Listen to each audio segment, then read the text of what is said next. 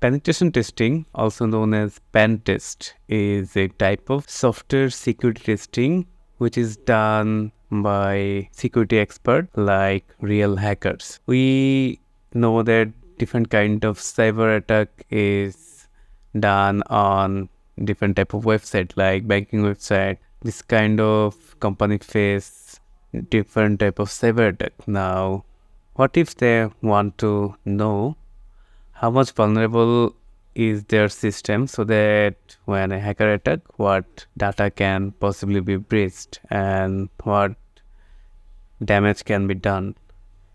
Penetration testing is a type of security testing which is done like real hacker group, but this time the group has permission to do so. Otherwise, legal action can taken against them, right?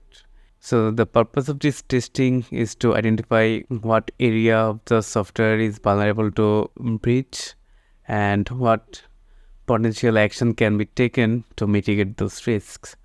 Now, there are different types of penetration testing which have been practiced in the industry. One is black box testing, which is exactly like the real attackers.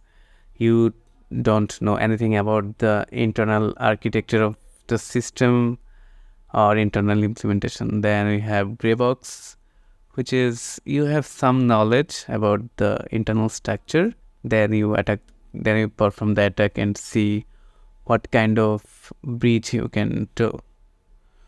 And the last thing is white box testing. So in this case, you know the internal implementation and also the system design. Now you want to see what can be breached, what kind of damage can be done, and what potential action can be taken to mitigate those risks. So another type of social engineering penetration test, I'd say, is also done in the industry is sometimes we get phishing email which looks like legitimate email and we click and that causes us some harm. So in order to avoid that, company wants to know how much employee are aware of the social engineering thing. So the company legitimately sends some fake phishing email and check how many employees providing the credential or something like that.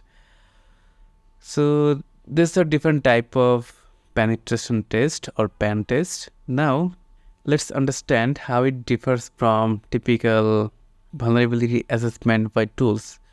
Because to provide security, there are lots of companies who provide very up-to-date tools to see if the software is vulnerable.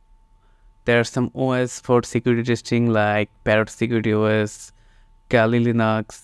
Those operating system have all the tools to perform penetration testing.